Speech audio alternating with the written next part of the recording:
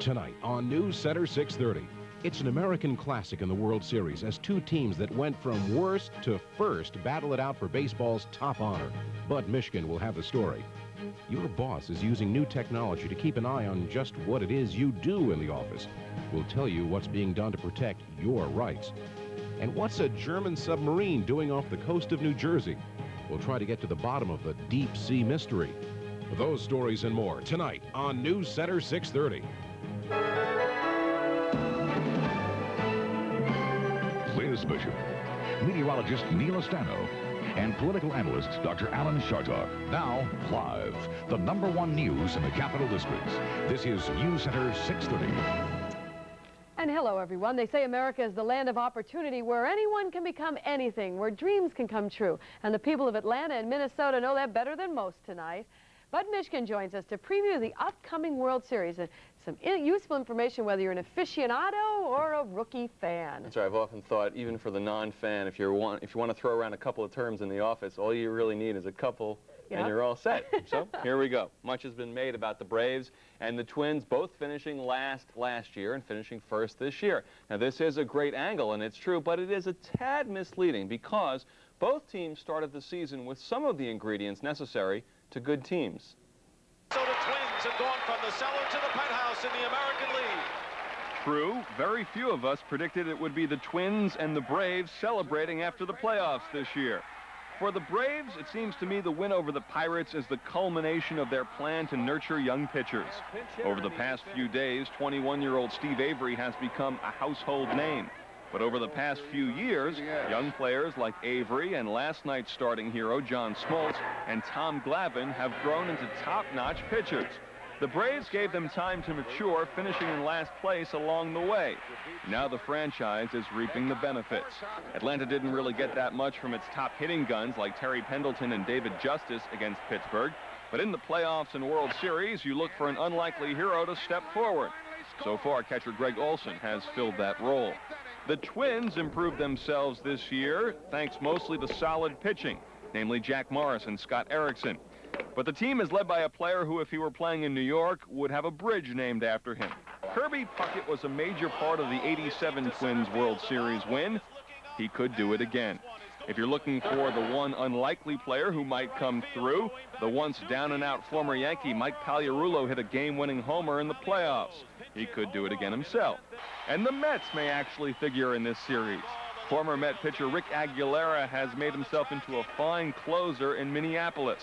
The series could come down to whether Aguilera does his job better than Atlanta's closer, another former Met, Alejandro Pena. Sometimes you watch teams and you just get the sense that this is their year. And the Twins have great pitching. They have some terrific hitters. But this is the Braves' year. And it says in 7 games right here. 7 games. Now, how many of those games do you expect to be shutouts? I really put you on the spot. Not quite as many as... I thought there were shutouts in the other series because Bonds and Bonilla and Van Slyke, Pittsburgh's 3 best, were playing so poorly, hitting so poorly. I don't know if there are going to be that many shutouts in this one. All right, fair enough. We'll certainly be watching. Thank you. In other news tonight, Clarence Thomas is just one small step away from taking his place as an Associate Justice of the Supreme Court. After a stormy confirmation, there were nothing but sunny skies and handshakes and hugs at the White House today. Thomas took the first oath needed to be elevated to the Supreme Court. President Bush praised Thomas's intellect and toughness.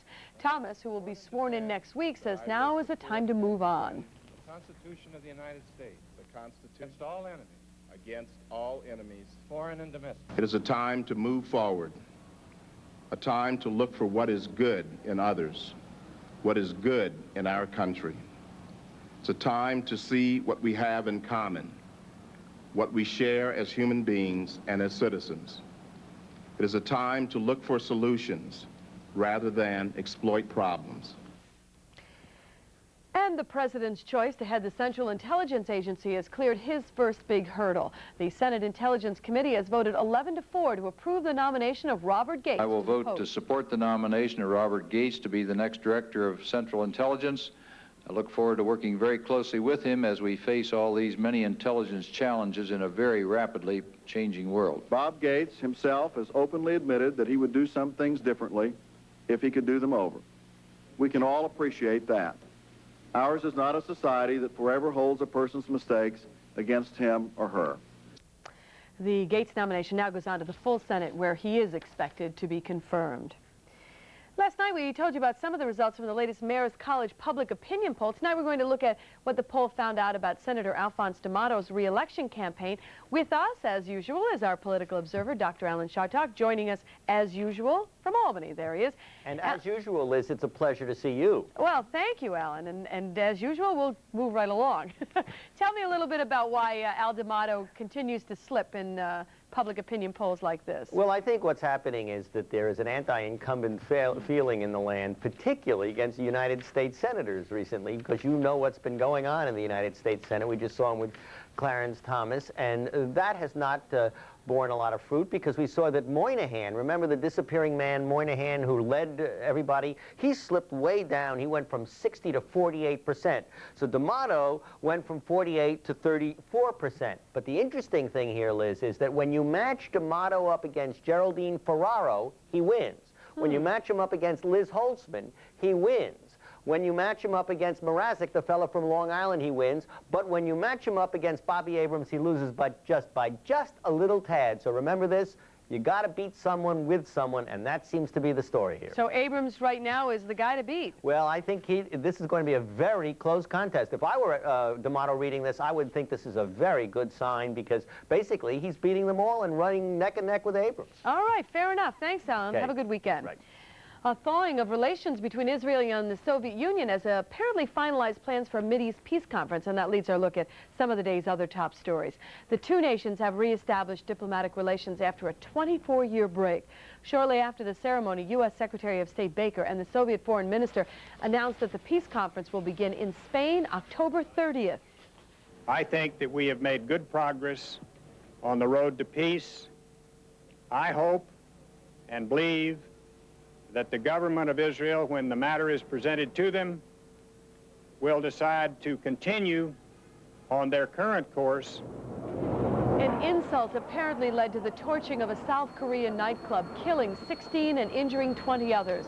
Police say a farmer became angry when club employees insulted him and did not let him in the club. He returned, doused the dance floor with gasoline, and set it on fire. Radio Belgrade says thousands of refugees are fleeing Croatia. Fierce fighting between the secessionist republic and the federal army is being reported now for a second day. A 10th ceasefire has been ordered, but the killing goes on. We still have much more for you tonight on News Center 630, including Tom Mailey with the preparations by local athletes who are trying to knock off the American Gladiators. But first, Money editor Jack Aernecke looks at what's being done to keep your boss from spying on your personal life while you're on the job.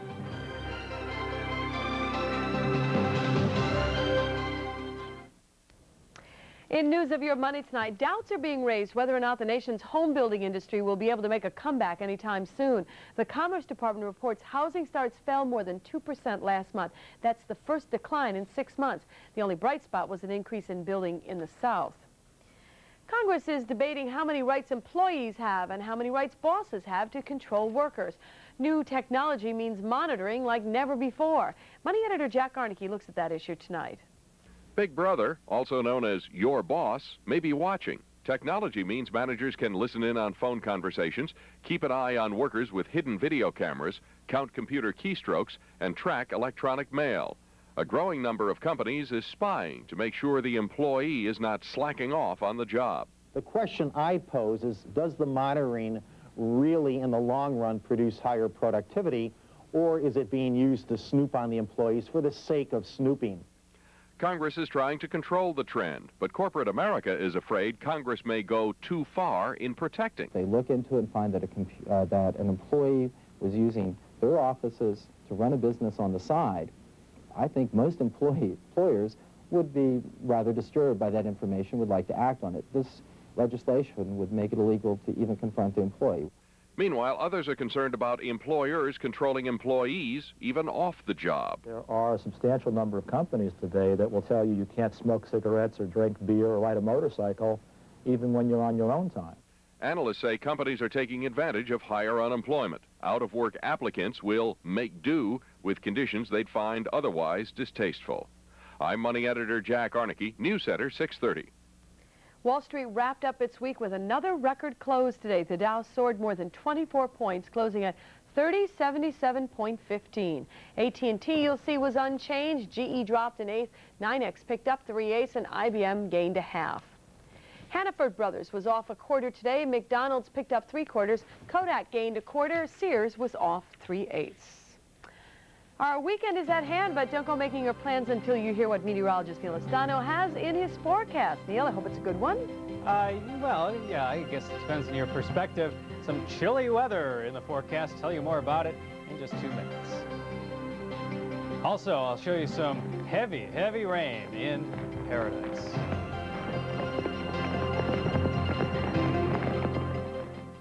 Got that first? We're going to talk about Hawaii. I was just asking if I'd ever been there. One of my favorite places in the whole world. How was the weather? It was, it's always perfect in Hawaii. I say that to give you an opportunity to say, yeah, well, it shows what you know.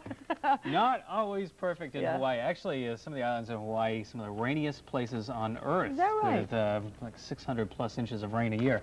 Check out this video. Some areas in Hawaii have received 10 inches of rain a day for the last 3 days. Over 30 inches of rain has fallen in parts of Hawaii, Oahu more specifically. And they just are inundated with lots of rain. Flooding going on, people sandbagging to try to save their houses from getting flooded. And it looks like this rain will continue for another day and a half or so. It is letting up, but things will improve quite a bit. But still, lots of water there, and a place where you might not normally think it gets bad weather. A good thing vacation wasn't this week out in Hawaii.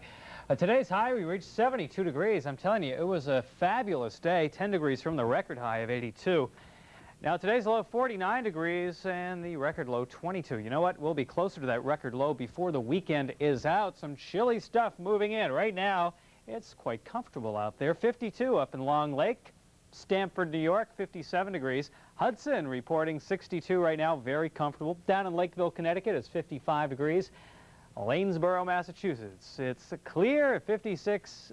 Beautiful evening. I hope you enjoyed the warm weather today because the cold weather will be moving in here by tomorrow. Much colder air behind a cold front, which is now draped just to the west of New York State. It's going to be slowing down a bit, so I don't think the very cold air will get here until Saturday night. Tomorrow will be a transition day. Quite a few clouds around, glimpses of sunshine, maybe a scattered shower, and up north, possibly some flurries. Speaking of snow, there's 4 inches of snow in Rochester, Minnesota, and some very cold air off to the north and west. Dickinson, North Dakota, 13 degrees this morning. So this is some cold stuff, and it is going to be heading in here for the weekend. Now, tomorrow, the front will pass by us. We'll see quite a few clouds, some showers, maybe some flurries, possibly a stray flurry over some of the hill towns, and possibly some snow that'll stick on the ground to the northern Adirondacks and into the northern Green Mountains of Vermont. So looks like the cool, if not cold weather is finally here. So here is my forecast. Overnight tonight, partly cloudy skies, low temperature right around 40 degrees. Not a very cold one tonight. But tomorrow, temperatures will struggle to make it up into the 50s. 53 is about the best we can do. Northwest wind 10 to 15, quite a few clouds, a few showers, maybe a flurry. Tomorrow night, clearing out, cold, 24 to 29 degrees, a hard freeze, sunset at 6:07. Now, Sunday's forecast calling for a mixture of clouds and sunshine once again. Temperatures will probably not even get out of the 40s on Sunday. If you are heading to the mountains, especially the High Peaks region, if you're going camping or hunting, opening season this weekend, dress warmly. It's going to be very cold. Monday, 53, Tuesday, 60, and Wednesday, some showers, about 63 degrees. So it's going to be a short-lived cold snap, but it will be chilly. And are we still supposed to be in the 60s for this time of year? Or normal highs around 60 degrees, and temperatures will really start to fall off. Our normals falling off next few weeks. Thank you. Yeah. It's put up or shut up time for some local athletes tonight as they try to tackle the American Gladiators. And Tom Mailey will have a live preview of tonight's games when we come back.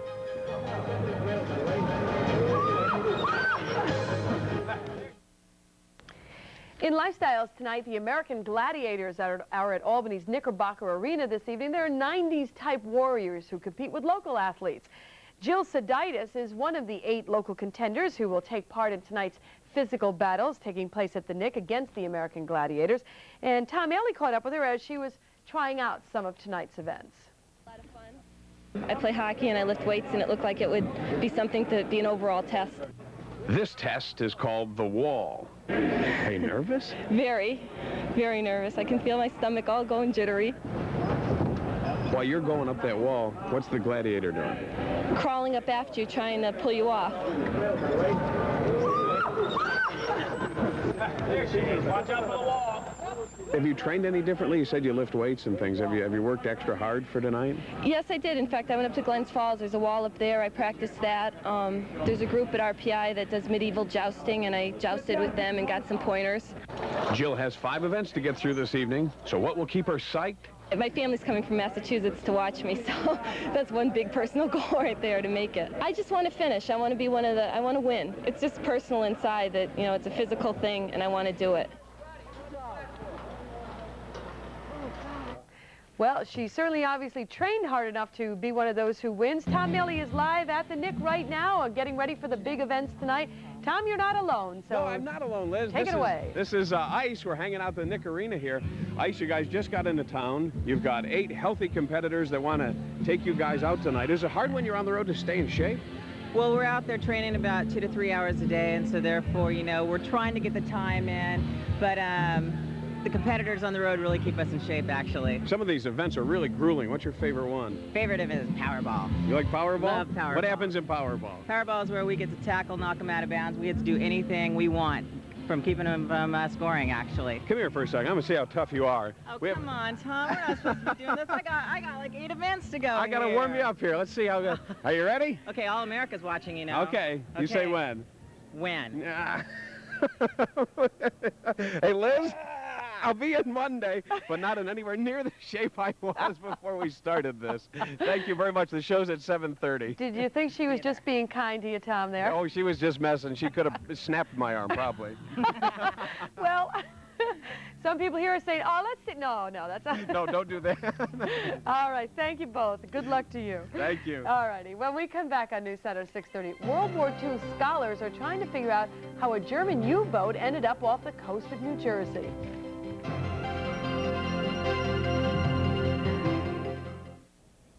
In a moment, the story of a German U-boat discovered in New Jersey waters. But first, here's a look at what we're working on for 11.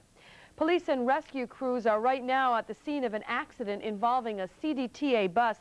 Our crews at the scene will have that story for you tonight.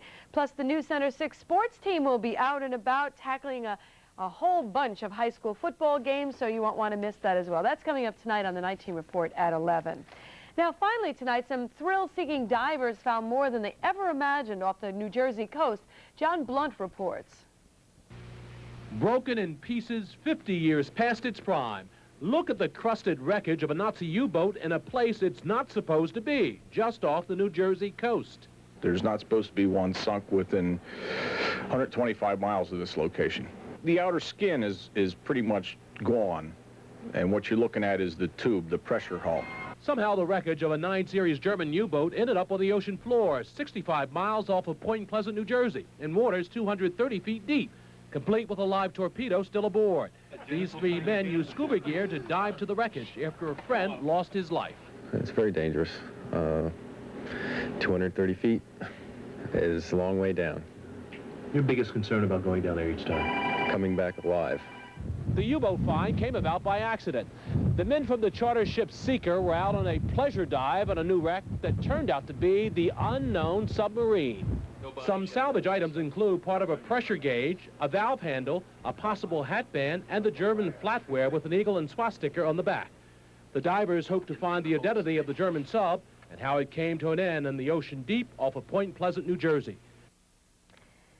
And we understand the hatch was open so that the people inside, whenever they did decide to leave, probably escaped. And we want to remind you, if you see news happening, we do want to hear from you. Give us a call on our tips phone, 346-TIPS. In numbers, that's 346-8477. And if you're out on the road and you see news, then just dial *6 on your cellular phone. That is a free call. And that's News Center 6:30 for tonight and for this week. Thank you very much for being with us. We'll see you again at 11 with the Night Team Report. The CBS Evening News is straight ahead. Connie Chung sitting in tonight for Dan Rather. Have a good night and a great weekend, everyone. See you again on Monday.